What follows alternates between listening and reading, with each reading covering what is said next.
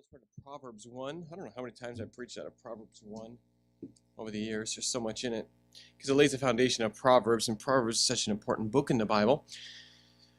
And we're in a new series, and this series is how to learn and how to learn. A lot of people are not good learners, and there's lots of ways to learn, and there's lots of people who cannot learn, and lots of people who learn the hard way and the slow way. And by the way, the principles for learning will help you to learn not to do foolish things in life, but also that same principle many times will help you study. And so these are important things, and I just thought it's a really important thing because so many people stay stuck. They get a certain amount of knowledge in their life, and then they stop learning, or they don't know how to learn. They need a certain amount of knowledge, and they cannot get it, so they continue to think in circles and do the same things and think the same way and do the same things. All this is because we don't know how to learn, and primarily this isn't about education, but it's certainly applicable to that, and we'll talk about that. But a lot more of it is how to learn in life, and how to get some things here. Proverbs 1, I want to read verses 1 through 8. And this series will last, I don't know, I'd guess it'll last 4 or 5 weeks maybe. And I think next week's lesson might be the most important. They're going to be kind of building on each other. And so I hope that'll help you. Proverbs 1, 1 through 8, it says, "The Proverbs of Solomon, the son of David, king of Israel. To know wisdom and instruction, to perceive the words of understanding, to receive the instruction of wisdom, justice and judgment and equity, to give subtlety to the simple, and the young man knowledge and discretion. A wise man will hear and will increase learning, and a man of understanding shall attain unto wise counsel. To understand a proverb and the interpretation, the words of the wise and their dark sayings. The fear of the Lord is the beginning of knowledge, but fools despise wisdom and instruction. My son, hear the instruction of thy father, and forsake not the law of thy mother." Today I want to talk about different types of knowledge. Different types of knowledge. Let's pray. Father, thank you for the chance to be here. Thank you for the chance to preach your word. Thank you for the power of your word and the wonder of your word. And thank you, Lord, for the immense amount of information it gives us. Lord, there's not a point where we'll have gotten what the Bible teaches, and now we can move on to another book. Your book has all the answers, and we thank you for that. And I pray today we would get the depth of the Word of God and the knowledge that we need to become biblical and wise learners in life, and not people who stop learning, not people who cannot gain the wisdom they need to fix what they need to fix, but people who have great ability to learn, and to learn from wisdom and wise people and all the different things. Show us your truth. Give me your wisdom, what to say, and just speak to us and guide each one of us to become better. In Jesus' name, amen. Proverbs 1, 1 through 8 just talks about the purpose of Proverbs, why a father wrote to his son, and you desperately need to teach your children. You need to teach them what you know. You need to teach them what not to do. You need to teach them what you don't know. And you need to get them to somebody who knows. And these are all important things. Many times a parent, just like most people, and pride is one of the biggest hindrances to learning. What you'll do is you'll want to be the one, and you don't want to sound bad, and you want to act like you know everything. So you don't know what to tell your kids, so you'll just wing it off the top of your head and throw something out there, and you'll never admit you made a mistake to your kids and all those things. And you when you could continue to have your kids instructed, you might have some big mess ups in your life and faults. Here's a young lady who can't choose a man well, or vice versa, a man can't choose a lady well, but they'll still try to teach their kids like they didn't do anything wrong. I know what I was doing, but he just changed. And instead of really instructing your kids, I've not made some wisdom here. When you get, you're talking to your 13-year-old daughter or 15-year-old daughter, and this young lady has not made good decisions, or this young man has not made good decisions talking to his son, You say, hey, be like so-and-so at church. They just got married and they're happy and they know how to choose somebody and they came from a good home and their parents taught them. And see, there's a lot of ways to instruct people. There's a lot of ways you limit your ability to teach people. Parents need to instruct their children. And Solomon was trying to teach his son, let me give you wisdom about life. And he compiled a lot of the wisest sayings. Of course, the Holy Spirit writing it, but God used Solomon because he's the wisest man who ever lived. And so God used him to pen this. And these verses show the purpose of Proverbs, to give a young man the head they need to succeed in life. To give a young man the knowledge that they need. Don't you wish, if you are 30, let's say 35 plus, don't you wish you could take a young person and teach them and they did receive everything you said? Don't you wish you could do that? And they'd say, I'm going to do everything you say. Couldn't they have a great life if they did that? Couldn't you give them a 20-year head start? And on things you didn't know? But the thing about it is humans are dumb. Okay? They're just dumb. And every teenager thinks that their parents don't know what they're talking about. And somehow my parents don't understand because their hair was different when they were teenagers, so it's a totally different world and they don't relate. And so they don't understand what it's like to like a girl, and they don't understand he's really a wonderful guy. And my dad just doesn't understand. He doesn't have a job because he's mastering a video game right now, and that's important to him, and whatever, and they think their parents just can't teach them anything, and so they can't learn from there. And so so often they just don't listen, or what they do is they weigh everything and see if it makes sense to them. When you are 14, what makes sense to you is not necessarily what makes sense. Okay? Just like, and you say, well, that's not true, I know what I'm doing, I'm smart. Okay, a 10-year-old, Mr. 14-year-old thinks you don't make sense. Are you smarter than a 10-year-old? Yeah, he's an idiot, he doesn't know anything yet. Okay. Let's logic this out. Your parent's 40. You're 4 years old to 10 years old, and you already think you were dumb when you were 10, now that you're 14. Maybe your dad who's 40 or mom who's 40 might know something you don't know at 14. And so they don't learn nowadays. Why? Because they watch Nickelodeon. And because in Nickelodeon, everything's sarcastic, and every adult's an idiot, and every parent is stupid. And they're all just trying to oppress them and and they watch TV, and TV undermines authority all the time.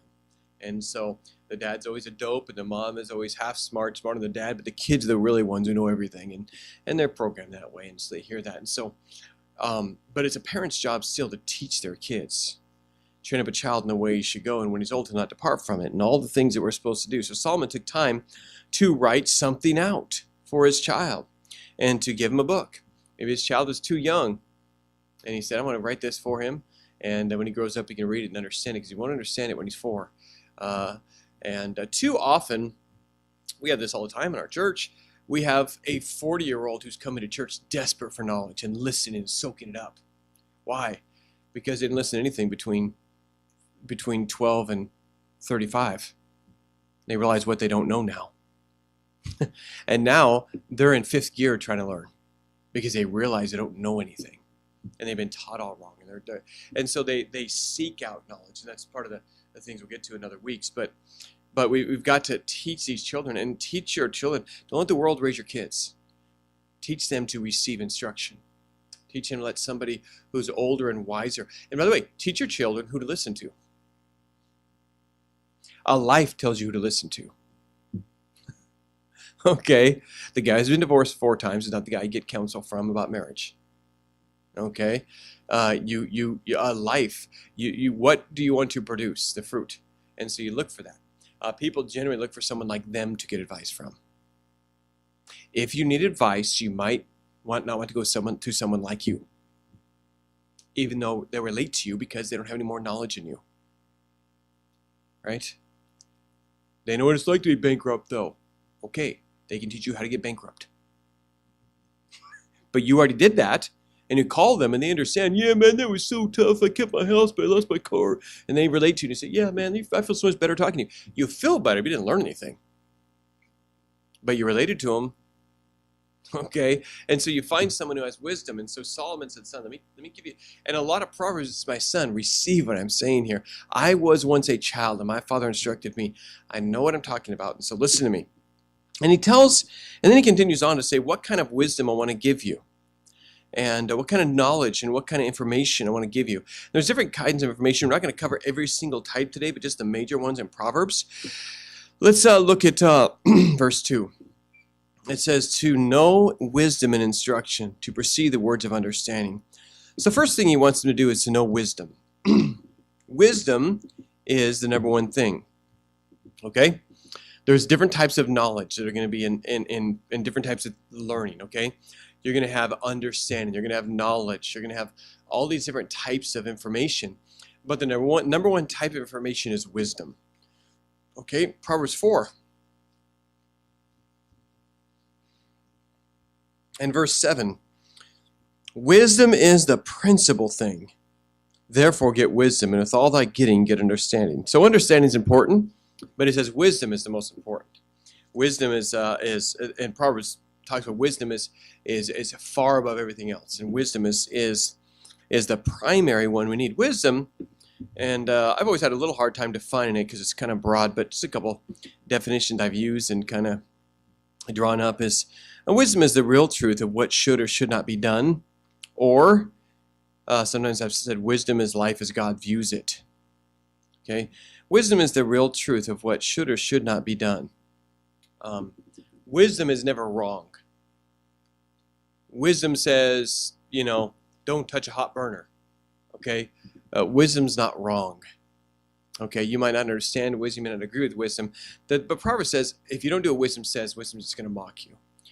Wisdom is just always right. Okay? It's the real truth of what should and should not be done. And the issues of life. And all those things. It's not knowledge. Okay? It's not knowledge. It's not understanding. Those are different types of information. But wisdom is the primary one you need more than anything else. And this is a real important thing to differentiate. You've got to have that. Why is wisdom so? One reason wisdom is so important is because it is also the info that makes you do it. Okay? You don't really have wisdom if you don't do what wisdom tells you. Okay, it's a little bit different. You can have knowledge and not do your knowledge. Okay? You can know I shouldn't eat this, double bacon cheeseburger and fry and Big Pop because I'm trying to lose weight. Okay? Doesn't mean you're going to do that. Okay? But part of wisdom is being wise. And if you have wisdom, wisdom is so powerful and so strong and so intense, and it's something that becomes a part of you. If you have the knowledge of wisdom without doing it, the Bible calls you a fool. Okay, many times a fool has great knowledge. Okay, a fool is not someone who doesn't know. A fool, very clearly in the Bible, is someone who knows and doesn't do it. Okay, the simple is someone who doesn't know in Proverbs. But the wise is someone with wisdom and true wisdom. And look at Proverbs chapter 1, verse 5. A wise man will hear and will increase learning, and a man of understanding shall attain unto wise counsels. Chapter 9, let's just go through some verses here about what a wise person does. Chapter 9, verse 9. Give instruction to a wise man, and he will be yet wiser. Teach a just man, and he will increase learning. Chapter 14, do you see what a wise person does? A wise person does something. It's not what they know, it's what they do. Because they're wise, they do this. Proverbs 14:16, verse 16, a wise man feareth and departeth from evil, but a fool rageth and is confident. Chapter 24. And verse 5, a wise man is strong, yea, a man of knowledge increases strength. And so those are just things, because wisdom changes you. Wisdom, getting true Bible wisdom, changes you. And it's a powerful thing, because wisdom is what to do. Okay? and wisdom. And look, if you know what to do, even if you do not know what you did the right thing. If you don't understand it, okay? So somebody comes along and they got a great mom. And this young man's 20 years old and says, Mom, I want you to meet Susie. She is so beautiful and cute. I love her with all my heart. And Mama meets Susie, and the sisters meet Susie. And they talked to Johnny afterwards and said, Johnny, she's a very bad girl. Stay away from her. But Johnny loves her. And when you love, your brain goes bye-bye. And so Johnny, he says he's blind because love is blind. And he looks at her and says, no, but look at those eyes. She can't be bad. And Johnny does that. But Johnny trusts his mom enough and trusts his sisters because you know what? Can I tell you something? Women know women and men know men. I'm always surprised how retarded women are about men because I'm a man. And women, you're always surprised. Doesn't he know what she's like? No. Because we don't think like them. Okay? And so many times a woman has perception to a woman and a man has perception to a man. And so we have that. And so Johnny gets wisdom from his mom and from his sisters and that are wise, godly sisters. And they say, you need to stay away from her. Does Johnny have to know what's wrong with her? No. He now has the wisdom. Does he have to understand? No. When my 2-year-old wants to stick the scissors into the little hole in the wall called an outlet, does Johnny need to understand 110 volts and conductors? And does he need to understand all that? No. He needs a wisdom. Don't stick the metal thing into the little hole in the wall, even though it fits. Okay?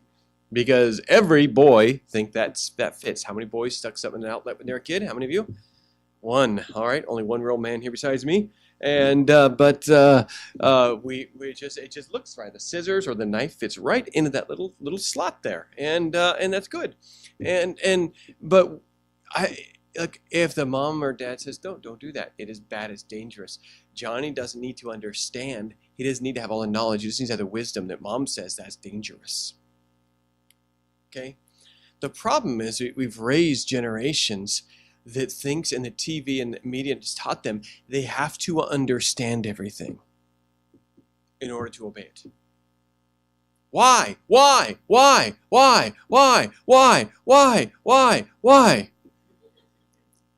Now, it's a really good thing if you can teach them why. And you should teach them why. But they can't always understand why. They can't always understand why. Their mind's not developed yet. They don't understand life. They don't understand other people's motives yet. The innocent 13-year-old girl doesn't understand the perverted 15-year-old boy. They just don't know it yet. And they don't get it yet. And so wisdom is a principal thing because if you do the right thing, how many people know how often should you change your oil in your car? How many people know? Roughly. Once a year. Whether you drive 80,000 miles or not. Okay? And, okay? Now, did you know oil doesn't break down? But oil gets dirty. Okay? If your oil stayed clean, that oil could run forever in your car. Okay? Now, how many people change their oil, but they did not know that fact? But you were wise because you knew, somebody knew what they're talking about, said change your oil every 3,000 or 5,000 miles, whatever you're going to say, and says to do that, or whenever you have money. And which is half our case. Pastor, it's whenever you have enough money to get it changed and you have time to park it at Walmart. And but you had the wisdom to do it, though you didn't know why.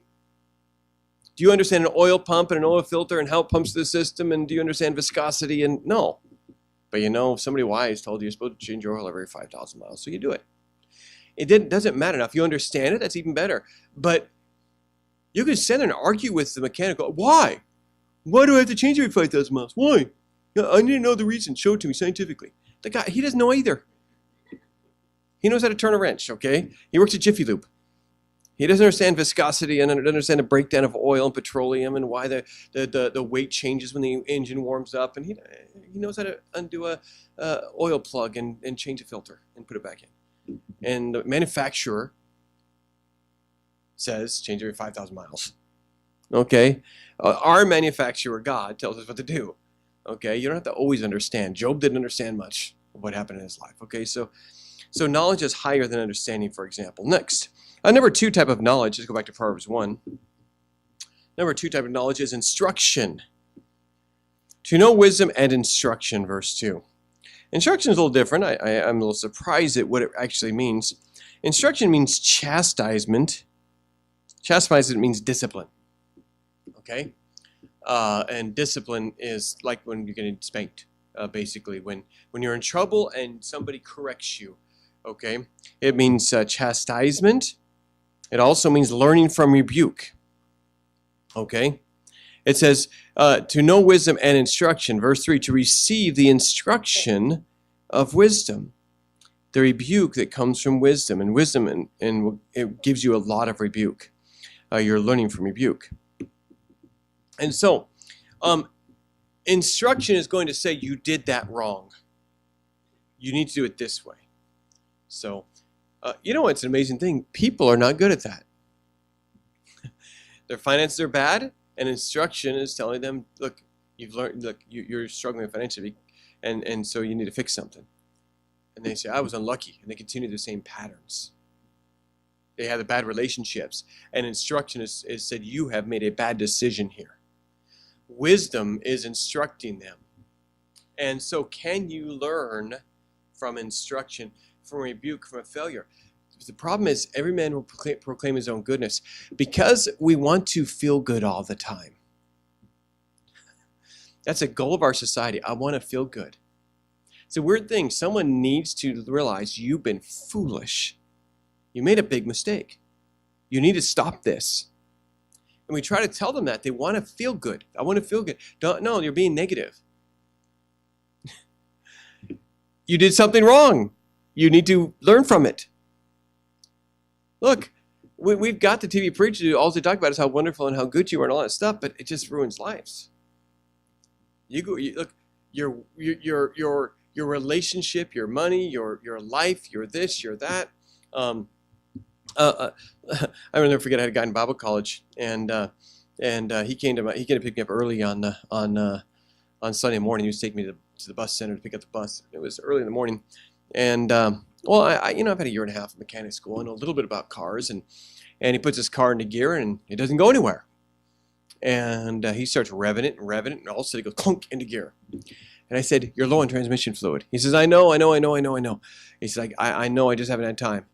And I said, "You're gonna fry your transmission, man." I said, "Just if you don't got money, I'll buy you transmission fluid. Just pull the gas station." He says, "No, I'm in a hurry. I'll get to it." And I said, "All right, but you understand it's gonna mess your transmission up." And so off we went to the bus center, 25 miles away, and I went there. He drove it home that night. Next Sunday morning, he comes, picks me up, 4:35 in the morning, get in his car, puts it in gear, goes into gear again. I said, "Don't tell me you have not put any transmission fluid in." He says, "No, I just haven't had time." I said, "Oh, man, do you know that guy?" Guess what happened? First of all, his transmission blew up. Believe it or not. Did you know I talked to that guy 3 years later, and he still complained about that kind of car and how bad their transmissions were? I'm not lying. He complained about how bad that car, that particular type of car, how bad their transmissions were. So he didn't receive instruction. Okay, he didn't catch on, and so he didn't get that. And instruction kind of tells you, hey, you're failing at this. Maybe you need to find out what you're doing. Doesn't mean you even know yet what's wrong, but instruction is saying, hey, you are doing this wrong. So you get fired from your job because you show up late every day, and the boss tells you, you know what, I can't have you here getting here 15 minutes late to work. And you go around and you criticize how bad that boss is and how stupid he is, and he fired you for no reason. It's no big deal if 15 minutes late. And you get another job. And guess what happens? You start coming in late. And that boss is going to be a really bad guy too in the end. And you're going to really not like that boss, and you're going to really criticize him. Why? Because a person who can't receive instruction has to demonize the situations and the people to make an excuse. Because they don't understand instruction. Instruction is a very nice thing. Oh, I did something dumb. A person hits their mid-40s and they go running around and act like they're 16 again, and they start pulling things. And they say, you know what? I think I need to stretch before I do this now. Okay? They get instruction. Okay? I'm not as young as I used to be. Or they continue to pull things and end up in the hospital. And why? Because they do not receive instruction. And so instruction comes along, and it's a chastisement. It's learning from a rebuke. It's a correcting you and telling you, hey, the ship's going the wrong way. You're dragging on the rocks. Turn it around and do that. Third thing is understanding. To know wisdom and instruction, to perceive the words of understanding. Understanding is a really important one. Remember, it said Proverbs 4:7, wisdom is a principal thing, therefore get wisdom, and with all that getting, get understanding. Okay? And so understanding is very important. It says when you're getting wisdom, because it's a principal thing, you really need to get understanding along with it. Because understanding is the why, okay? Understanding means to separate mentally, is the clearest definition of it. It also means to think, and it means insight. Insight. Verse 5, a wise man will hear and will increase learning. A man of understanding shall attain to wise counsel. And so to separate mentally, this, in other words, understanding is you say, okay, this is why this is like this. Well, I understand. Okay, so a wise person has wisdom, he knows what to do, and he does it. A person of understanding knows why that is. Okay, a man of understanding, and so he gets that, and so it comes along that way. So, let's go back to changing the oil in your car. Wisdom says change your oil, okay, and instruction, you blew your last engine up.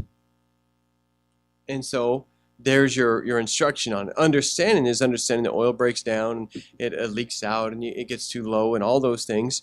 And you understand all the things about lubrication, and there's piston rings that are running against the cylinder, it's rubbing against a cylinder wall and a crankcase and a cam, and you understand all those things. Okay, understanding is good, and you get that. Now you know why your last engine blew up. Instruction says I've got to treat my engine differently, my car differently. I can't afford to have my engines blow up.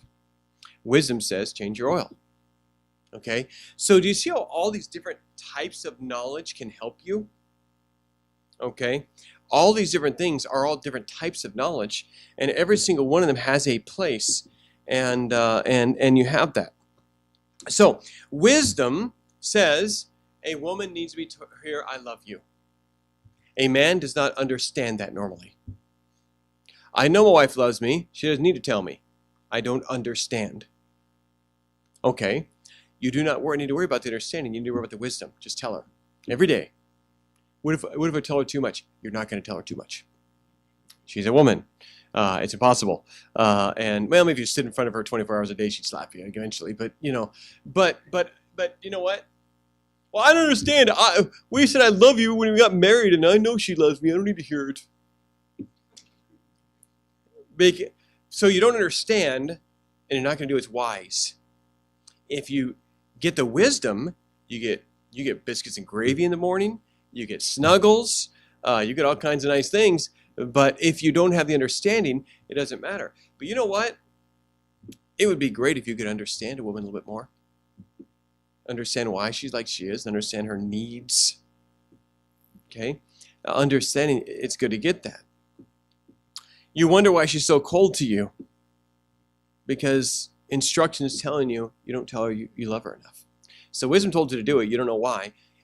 Instruction tells you she's not being very nice to you because you don't express kindness to her and tell you love her. And instruction told you that. Understanding is, why do you even tell you love you every day? And she says, because I don't know if you love me if you don't tell me. And you say, oh, okay. And you get instruction. Okay. And the woman says, why don't I need to tell you I love you every day? And then he explains, look, I go to work, I pay the bills, I protect you. I take it. I love you. She says, well, and he says, oh, no, you know I love you because I do things for you. And she says, no, that doesn't tell me I love you. Saying it does. And you go, because you're not the same. But you're going to understand.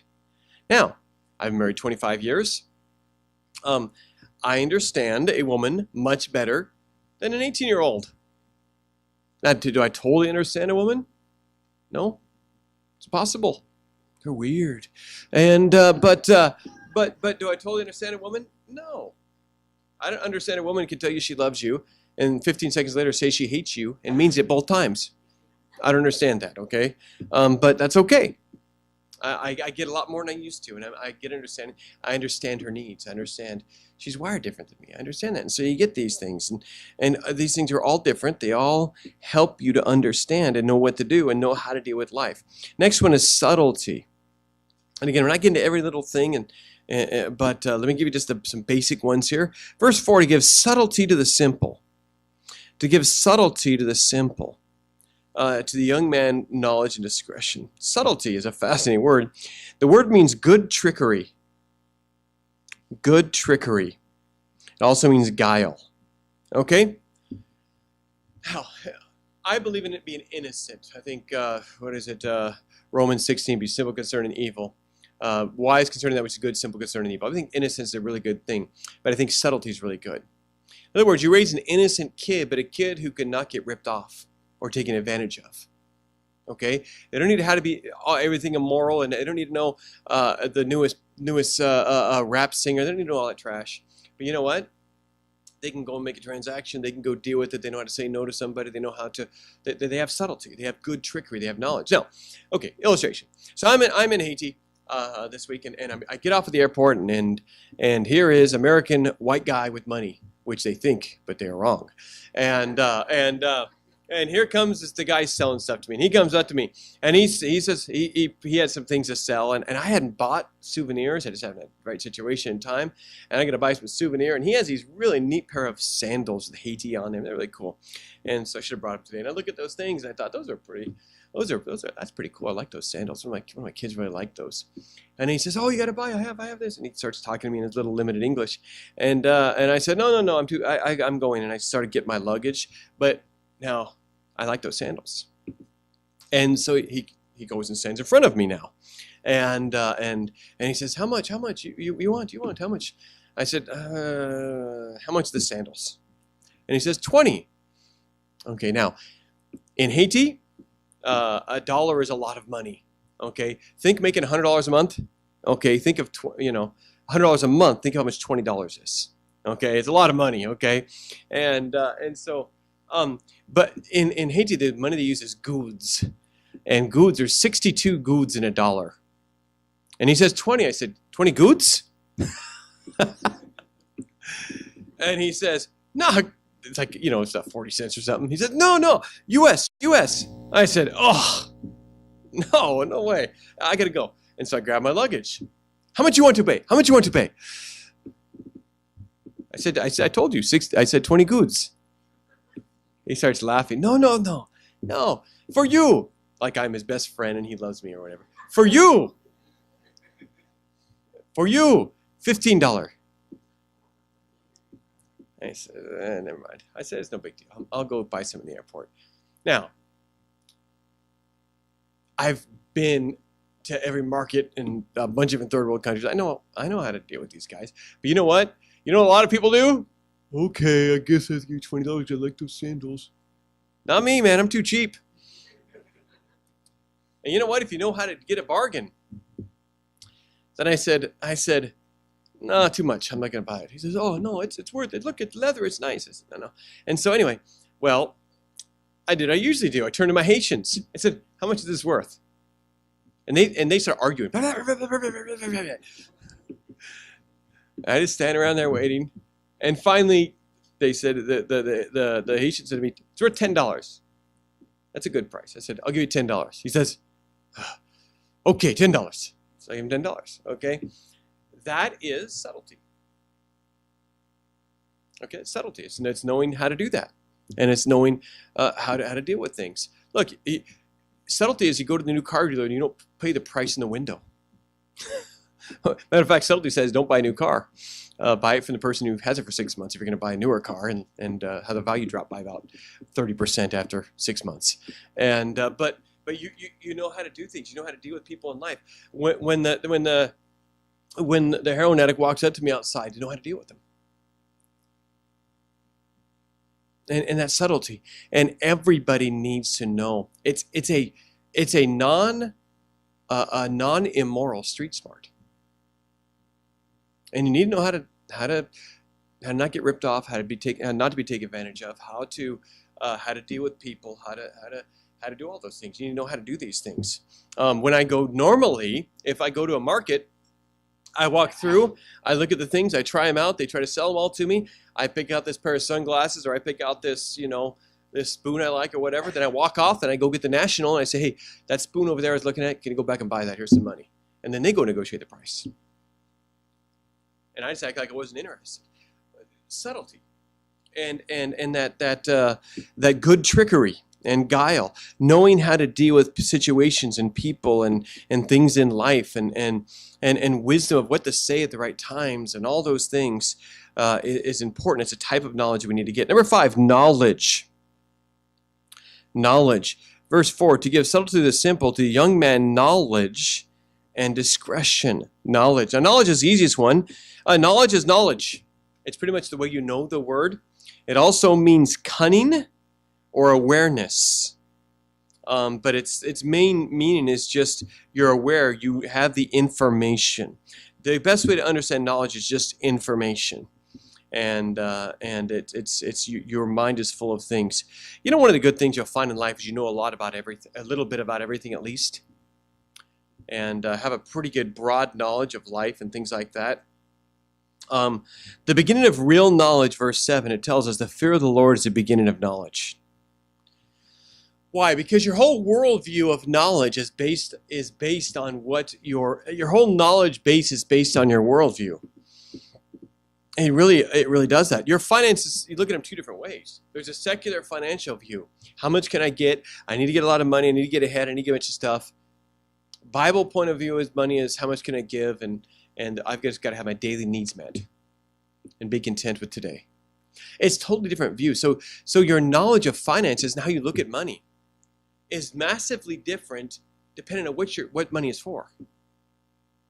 Okay? And if money is for you to stack up as much as possible, then your knowledge, you will have no knowledge of how to handle money right, because your worldview is wrong. The point of everything is wrong. How to raise your family is a massive difference depending on what's the point of children. What do you want? I want, they're cute, and I want one to, and they're fun, and I want to watch them, and okay, that's your, but some people want them to be an arrow in the hand of God. And so it's so that knowledge of how to raise your child is going to be divergent depending on what you want to do with your kids. Okay? And so the fear of the Lord is the beginning of knowledge. There are people who are brilliant, who have holes in their head as far as what they're living for and what matters and what they're going to accomplish with their life. You can see very smart people who are very learned, whose lives are complete wrecks. Because they have knowledge but not wisdom. They have information. Okay? Knowledge is good. Knowledge is a great thing to have. But knowledge isn't the be-all, end-all. But we want to increase knowledge, it says. And it's a good thing. And know a lot about a lot of different things. And you'll find that knowledge is very important to have. Next, discretion. I got to finish up here. Discretion. Let's see, what verse was that? Verse 4. To give subtlety to the simple, to young men knowledge and discretion. The word discretion it literally means a plan. It's a fascinating definition. That's the meaning of the word. A plan. Okay? A man of discretion. And if you look up Proverbs and you want to do it on your own, that's great. It's awesome. Look at the word discretion. You'll find that a man of discretion says, if I do this, this is going to happen, so I'm going to do this. They have a plan. Have you ever been in points of your life where you didn't plan anything, you just kind of rambled around into disasters? Right? A plan. That means a person with discretion doesn't just see, let's just see what happens. That's not the way now, in certain things, that's fine. Let's watch a fireworks show and see what happens. Okay, that's no problem. But living your life, you don't walk around and say, I don't know, let's just see what happens if I marry her.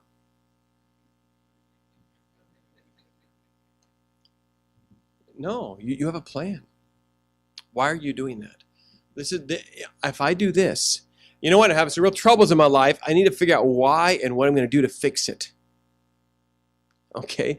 You know what the craziest thing people do? I don't know if it's the craziest. It's one of the many crazy things people do. Do you know many people have troubles in their life, and when someone comes up with a plan to fix it, they say, no, I think I'm just going to stick with what I'm doing. And they don't have a plan. You know, you're in college and you're getting D's and F's. What's your plan to fix that? You better have a plan. Discretion says, you know what? I got to quit hanging around these people because I'm wasting all my time not studying, right? That's just that would be discretion. Discretion would say, man, I am getting bad grades because I'm hanging around these people. They're not even bad people, but you know what?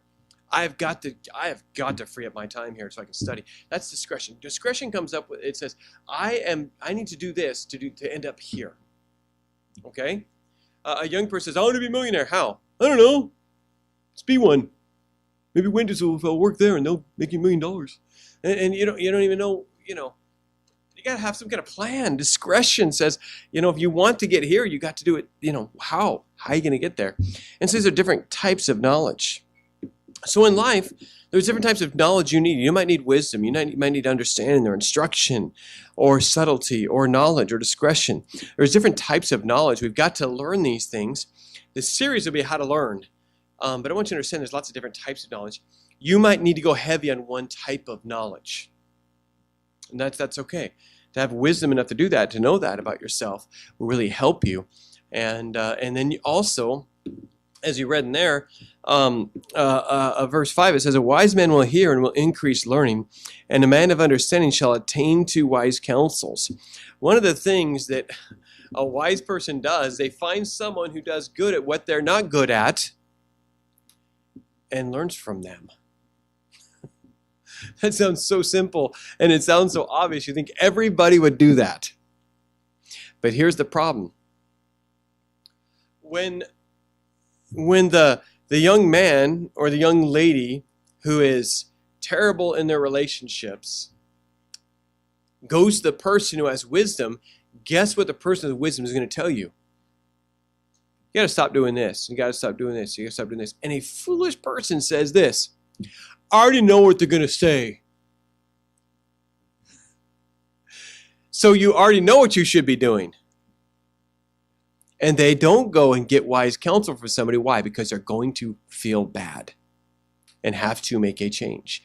So what do? They stay in the same failure. Cycle.